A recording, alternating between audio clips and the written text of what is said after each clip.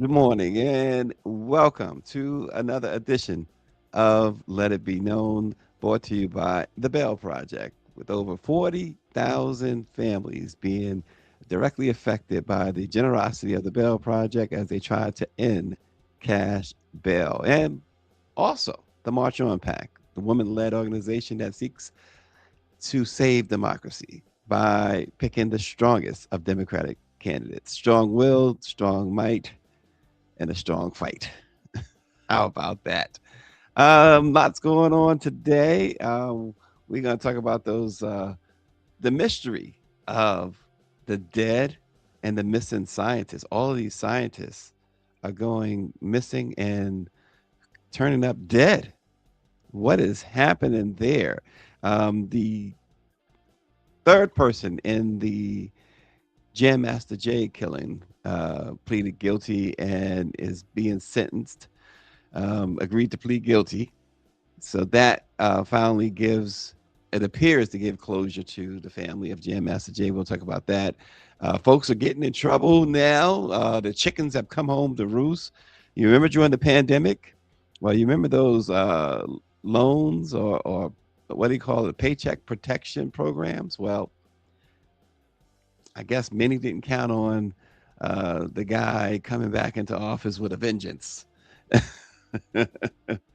Well, we're going to talk about that this morning and lots more. An investigation into towing companies in Connecticut targeting, of course, uh, black and less affluent areas, particularly apartment complexes. We'll tell you how Connecticut has tried to curtail that, but to no avail. I tell you, I saw this, and I'll start here only because, and this is not anything new, but I think it speaks volumes to uh, the country we live in now. I think, unfortunately, it speaks to what these people want, what the powers that be want. Check this out.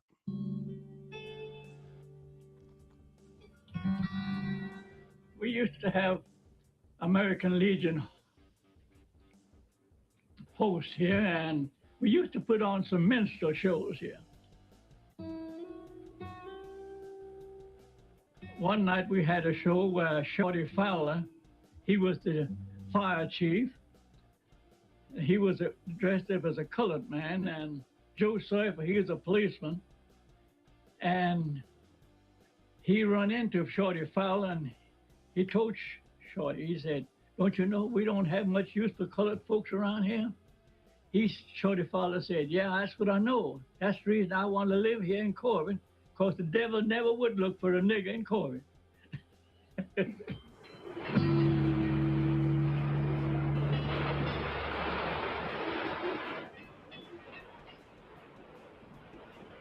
Some of the stories in that is just wow. And from Corbin, Kentucky, there was one, and it's in this particular One of the riots documentary. occurred in Corbin, Kentucky, about 60 miles from where I was born.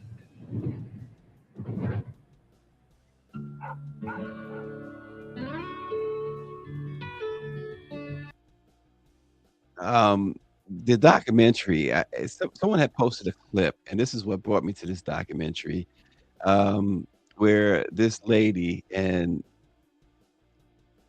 she's talking about how her and her friends got these black men lynched, and she talked about it like it's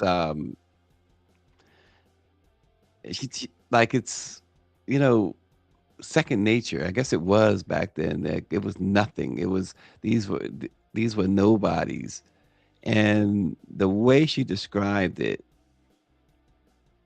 and laughed about it, and this was a documentary that was taken. It was done in the '90s, so it's not new. It just happened to come across um, my timeline today for some reason. But how flippant she was able to talk about, and these people are able to talk about lynchings, It's just really, you know, eh, and then they use the N word and say, "Oh, I'm sorry, I'm not supposed to say that today." But the fact is that when we see what's happening today, this is, and we said it when during the elections, before the elections, and all, that this is what the goal really is to just go back to that time where it was just freely accepted that you could do whatever you want to a person of color. You could say whatever you want, and there's no repercussions. In fact, forget repercussions. There was, you were celebrated, and that the film had led to other clips where it just shows you how bad how bad it is when you see a Ron DeSantis talk about white men being the most discriminated against. Something that Trump had once said,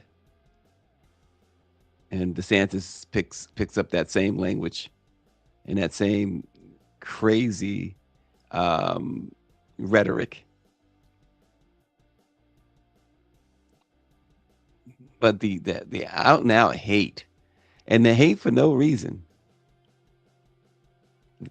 the nastiness. Yep, burn, loot, and steal land and property. Exactly.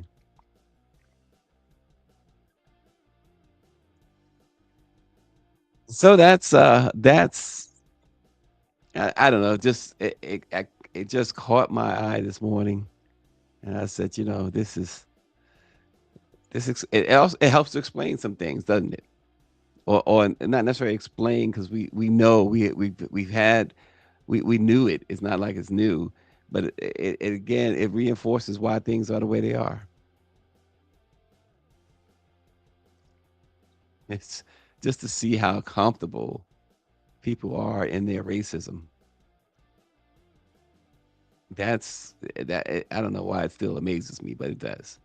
It really does. Now to this story here, which is I just find so interesting. The Take a growing listen. list of scientists who have died or disappeared under various circumstances. It's the story making world headlines for a head-scratching reason. I think anything's on the table at this point, but no doubt it is raising some eyebrows. 11 disappearances and deaths, all in quick succession. Sometimes you can't help but connect the dots that are laid out for you. Even catching the attention of President Trump. I hope it's random, but we're going to know in the next week and a half. Some of them were very important people. Hopefully, I don't know, coincidence, whatever you want to call it. Coincidence or conspiracy? That's the big question. Yeah, it is amazing. These scientists have gone missing. 12, I think they've found 12 dead in different locations. They're a serial killer of scientists. The scientists were connected to areas considered critical to U.S. defense and technological leadership. And so some are like, okay, is this, is this Russia? Is this, Iran? Is this? It's so interesting. It is very interesting to see this unfold. And apparently, law enforcement doesn't have a clue as to what's going on with these scientists. Why are they coming up missing? Why are they turning up dead? Um, Now, investigators say right now they have no evidence that this is a coordinated plot. And some people, of course, said UFOs. um, and to say that there's a serial killer, they say no because they have not been able to establish a single cause connecting the cases. Some of them are they say are suicides. Some of them are just missing. I won't say just, but some of them are missing person investigations.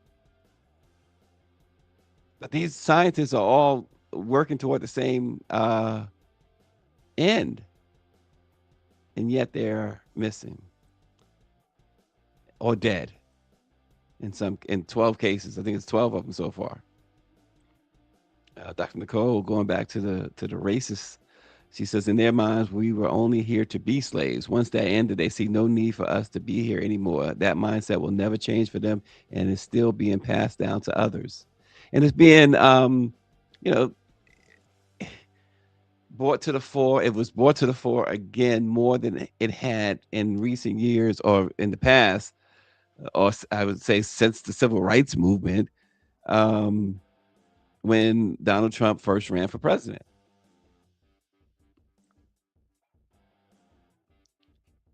And I think that was a strategy of his, understanding that those folks still existed but didn't participate as much. So, in that sense, I think he understood, or at least his camp understood. Then you look at who's he surrounded himself with. Somebody said that who was it that made the joke? Jimmy Kimmel, I guess, that made the joke that Stephen Miller is so racist that he he died. He either dyed his hair or cut off all his hair because his hair was black.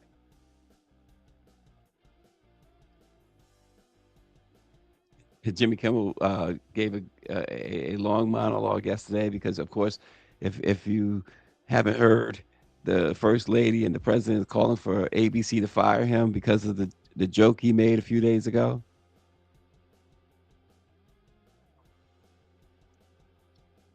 And the joke happened.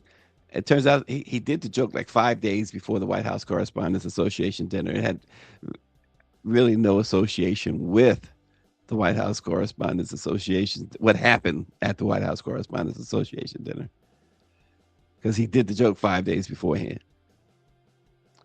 Lady Leo says she read somewhere that there's a connection with the classified documents that were removed from the White House.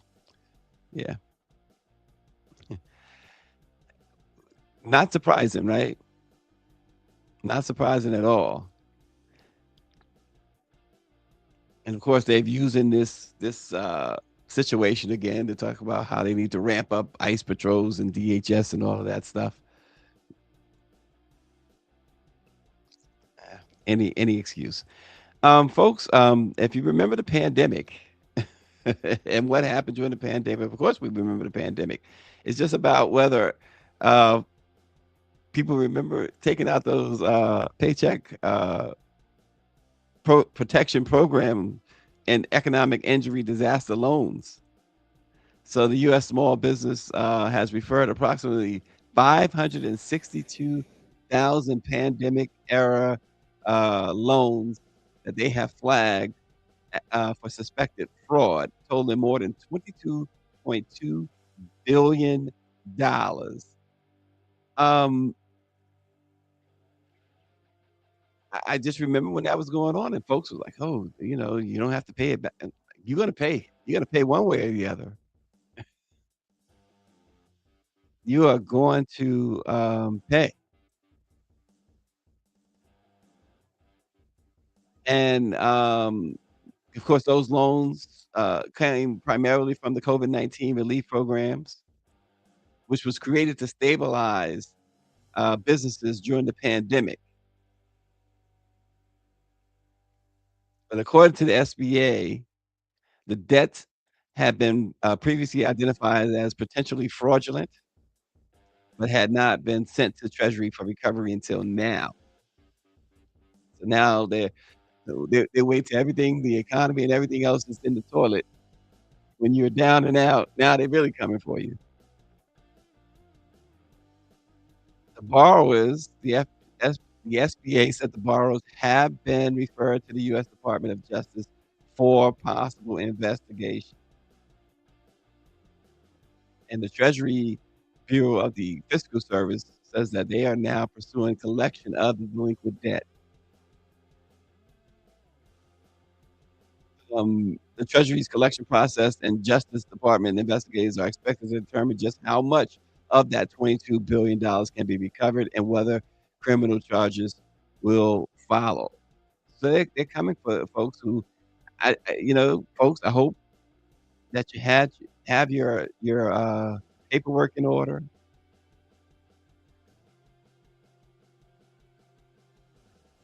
because they are coming, and you had to know it. You had to know it.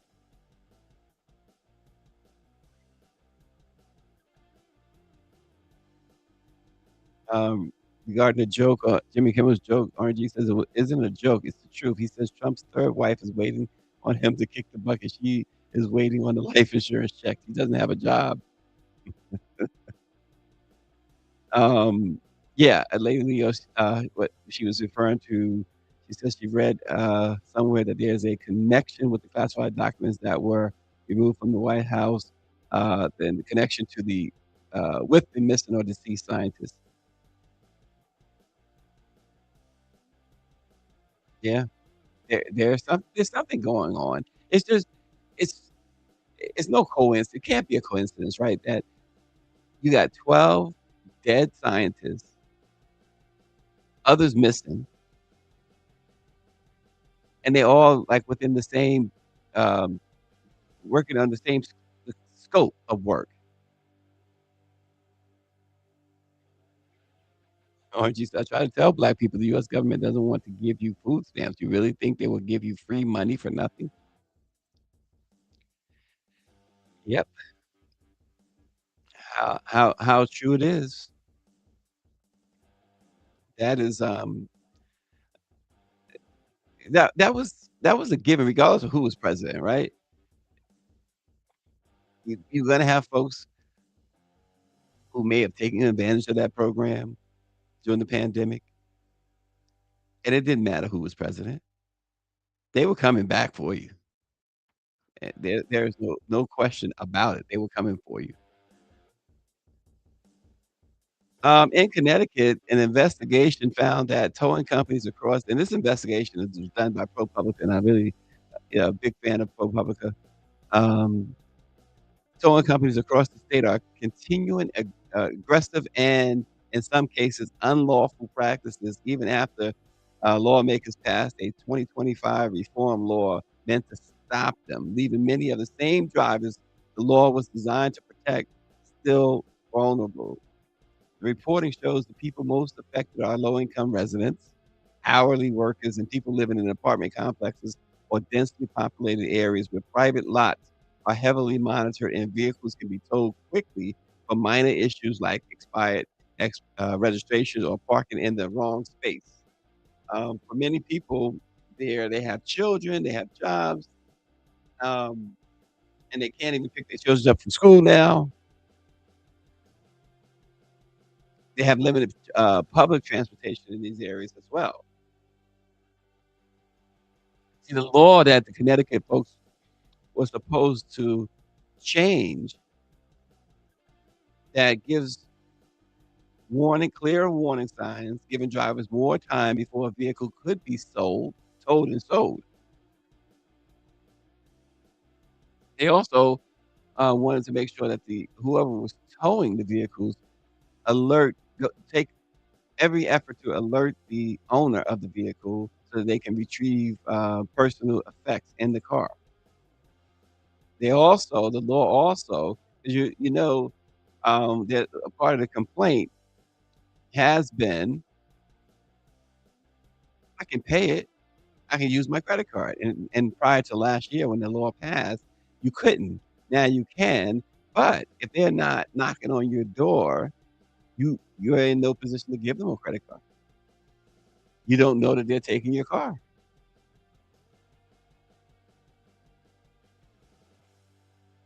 And so, they are just still despite the law, they're snatching these cars. And of course, it's because, well, they're doing it in areas where people have very little means.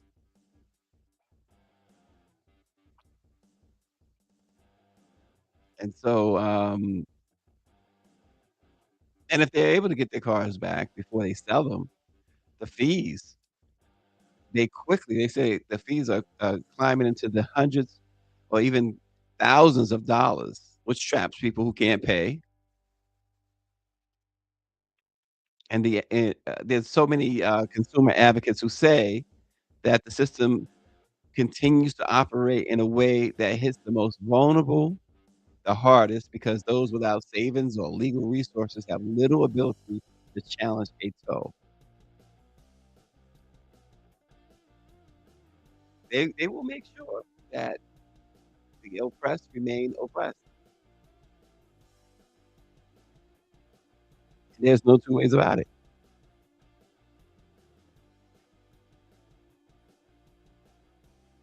There's a resolution in the Jam Master Jay um, killing. Finally, the third person involved in the killing of Jam Master Jay has pleaded guilty.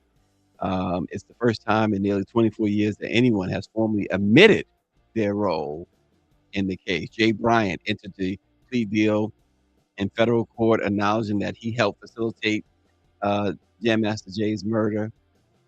Um, Apparently, his involvement was established years after the killing through DNA evidence that was recovered from the scene.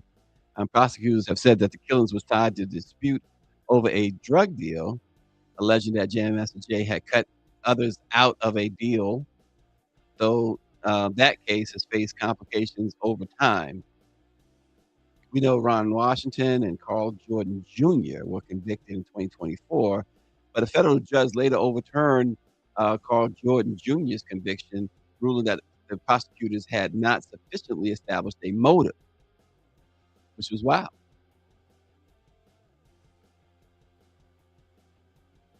Now, Jordan is still in prison, though. Washington's appeal was denied, and Mr. Bryant was charged separately, and he admitted to helping others gain access to the studio where Jay was shot. Um, Jay was just 37 years old when he was killed. And now Mr. Bryant is going to have a prison sentence of 15 to 20 years.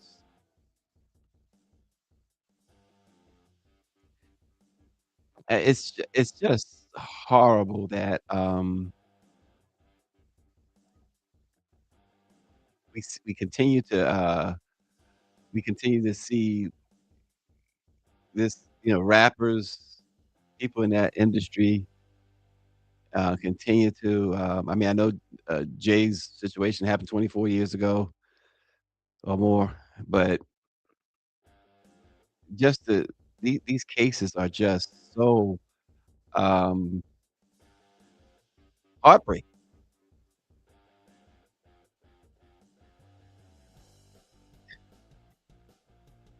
They really are. I'm going to go back to earlier because we were talking about the racism and there were so many other things that we've seen.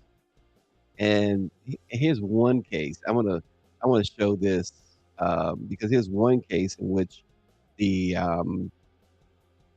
they talk about this black man being lynched for writing a letter uh, allegedly to a white woman. Uh, Check this out. Mid-20s unmarried South Carolina slave owned by Dr. James E. Hicks. Joyner was a skilled carpenter, and unlike many other enslaved people, he could read and write. Joyner was proud of his abilities. Rather than hiding his literacy, he wrote letters often. Joyner lived on Hicks's property, along with Hicks's wife, Martha, the couple's 3 children, and an unmarried 18-year-old white woman, Susan Baldwin. Baldwin's exact relationship with the family is unclear, but many suspect she was one of their employees. Near the end of the Civil War, the Union Army was moving south. On Sunday, February 19, 1865, Joyner slipped a letter to Mrs. Hicks. He told her not to grieve about the troops approaching, as he had a safe place for her.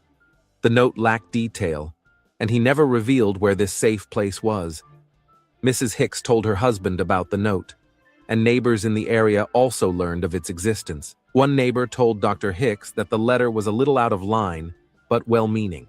Dr. Hicks decided not to take action and just saw Joyner as a devoted slave. Later that night, Joyner made the mistake of writing another letter, this time to Baldwin. He told her not to worry, as he would protect her from the Union Army troops. When Dr. Hicks learned of the note, he was enraged. He saw this as a threat to assault Baldwin, and he had his slave arrested.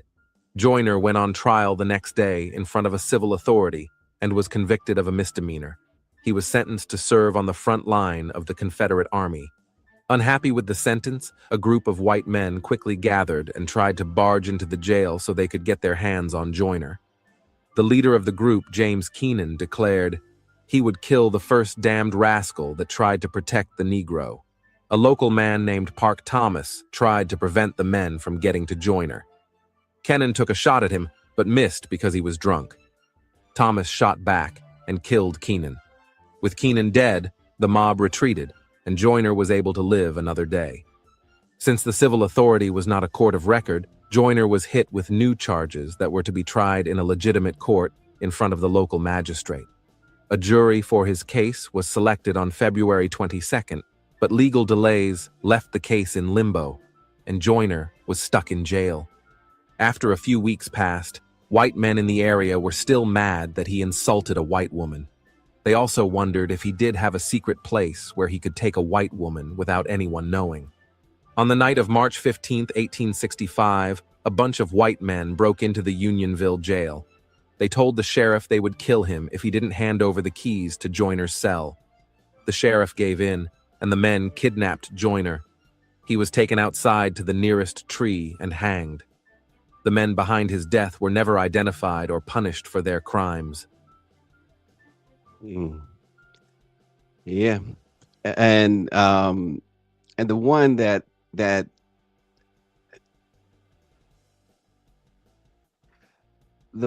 really well, that one kind of it just messes with you too. Michelle Madison is like, I'm gonna make her mad this morning. RNG says the sad thing about the mistreatment of Black people, we have too many Black who's willing to forgive and forget, from Black politicians to everyday Black people will beg for acceptance. And that's the fitting in, want to fit in. And I mentioned a white woman earlier who just casually and talked about, the lynching. So here it is right here. Let's take a look. Back then, the females didn't talk to the males. I mean, like father, brother, we talked to the mother and the grandmother. My grandmother told me now, there was a girl, my great aunt, said she was attacked and mistreated by 5 Black men. I'm sorry about that. Can you cut that out? Okay. Well, the Black man confessed. She identified him the next day. Well, they took him up to a hanging tree. First tree they got, they done their work, which I don't think was right. And they done away with 4 that night.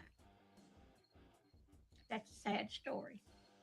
And then the people got onto the railroad company and told them to take them out.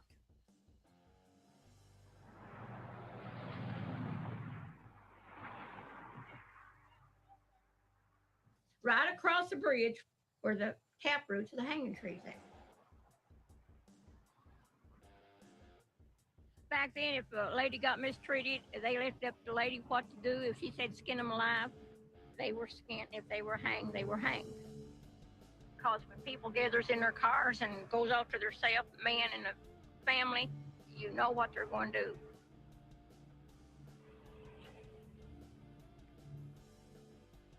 Mm. You know what they're gonna do.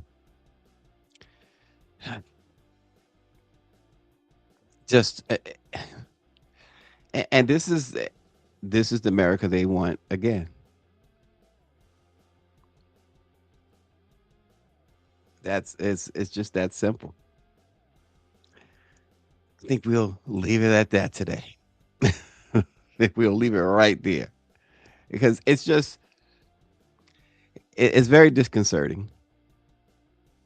And this is the point, right? RNG, not too much has changed. The police do it now, he says. Yeah, they certainly do. But just imagine, just on the word of, and that's what, again, they do it now because just on the word. And that was the problem that some had with the Me Too movement. That, it's the right thing, but it's the wrong process. Yeah, you believe that if somebody says something happened to them, you don't want to dismiss them. You do want to believe them, but you also understand it and should always believe in due process, and especially if you are black, especially if you are a minority. You have to believe in due process. You should, because there was no such thing as due process for you. Like she said, some white woman say, "Skin him alive," you skin him alive. Say, "Hang him, hang him." And how you're right, Dr. Nicole. She sounds desensitized, which is sad. The hanging tree. We take him to the hanging tree. Like, it's a tree, and it's not for hanging. But to them, it was called the hanging tree. Any tree was the hanging tree. So incredibly crazy to have that mindset. And this is how again, that behavior is taught, is and because if it's not taught, it becomes yeah, he says those hanging trees are still here in the deep south. Yeah, just like the plant, a lot of the plantations. That, and RNG, the plantation that burned down in Louisiana. Was it last year before last? And the thought, and I know that people use those spaces as like tourist attractions and stuff like that, which is crazy. I saw a video of a guy who talked about going to the plantation in Louisiana uh, to just look at it where his family was enslaved, and he showed all this land um, that they had, and how, I mean, he was pointing out how it basically impossible it was for you to try to escape without being noticed. I don't know that I would want to do that. I mean, it was hard. It's hard enough if you've gone to the Smithsonian African American Museum of History and Culture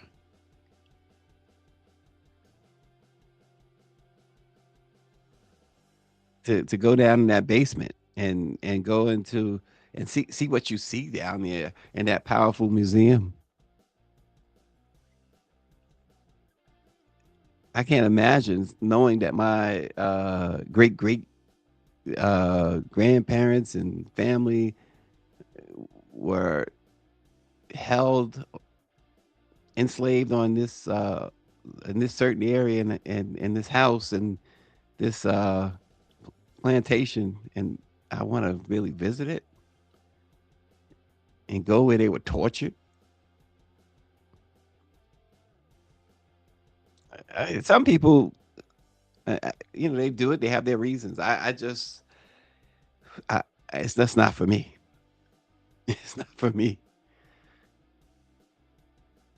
But I guess in a sense, like I said, I've been to the African American Museum, and they have.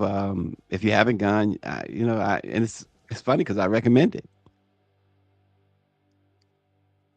and I think part of what that is that you start off it's recommended that you start off in the basement, where the darkest part of American history is, with the slavery, the cabins they have, and all of the history, the videos, the reenactments, et cetera. But then you work your way upstairs, and at in every level, you get to see Black triumph, Black victory, Black success.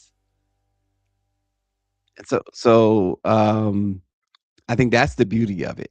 You're just not stuck in the basement.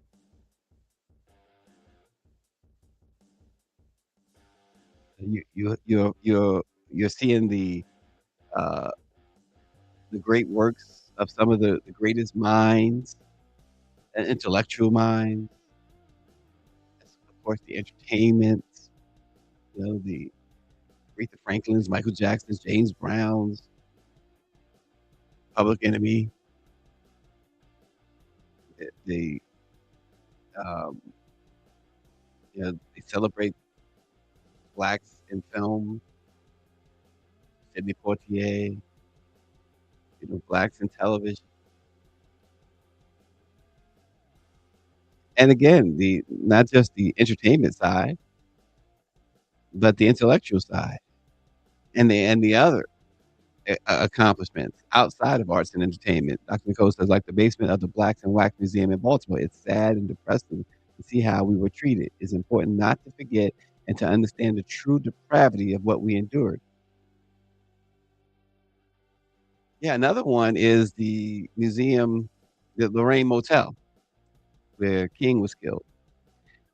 What I found to be interesting, I know a lot of people find it to be interesting, the preservation of that room. The newspaper King had, the drink he had on the nightstand, everything is, as it was when he was assassinated. Balcony, 'cause you don't forget that that's as what's his name, the crazy guy saying, "This is America."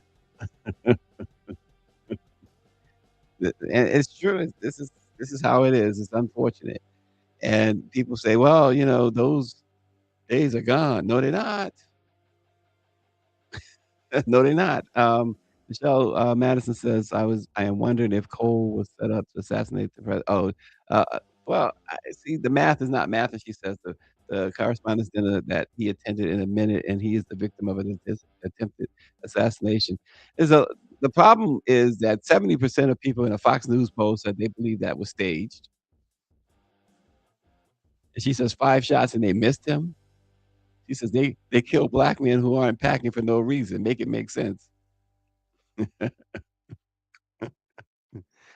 Yeah, the reactions have been, Michelle, the reactions that you have been, you're not alone. A lot of folks have had that reaction.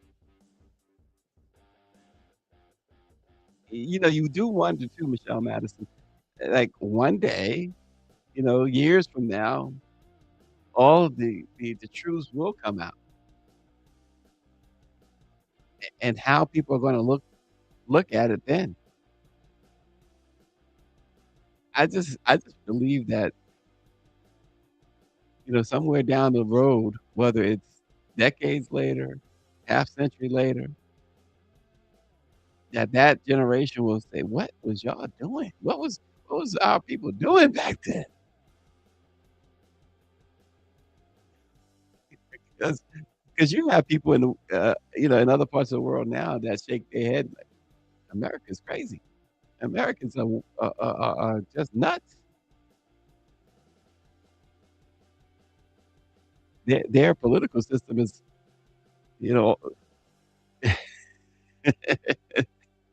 it's a head scratcher. That's it's just amazing what we're seeing now. How do you explain it? But the question becomes: will it ever go back to what will be normal again? Because people talk about the new norm, the new normal, and this is unfortunately what's been going on the past couple of years. It's become the new normal. Folks normalize the most vile things. Man. Well, I hope what's normal is you guys stay tuned and continue to watch as we bring you news and information that perhaps you can use, or perhaps we can just talk about it the way we want to talk about it. Because everybody's doing their thing, and not all of it. In fact, most of it is controlled, contrived, and is just nonsense. So stay tuned, and we'll keep doing that. RNG says that black men have been lynched for looking at white women. Some have been shot and killed for looking like they had a gun. But this black man can do all of that at the White House dinner and survive. He wasn't, he wasn't hit. He apparently was not shot, which raises a lot of questions, don't it? He was. I think another agent, from what I understood, another agent was shot, but had a bulletproof vest on, and shot not by him. But I guess more details will continue to come out. But he certainly was not injured, which is the wildest thing. Not that you want people to get hurt, shot, killed, or hurt, even if they're a suspect in a crime. Certainly, if they're a suspect in a crime, you want them to be able to stand, trial or whatever. But it is something, as Arsenio used to say, make you go, he wasn't even shot. They didn't do away with this guy.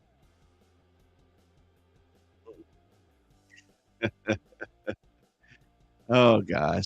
Folks, keep watching Let It Be Known. I appreciate you. We appreciate you. Have a good Let's go! Let's go, Flav. Hey!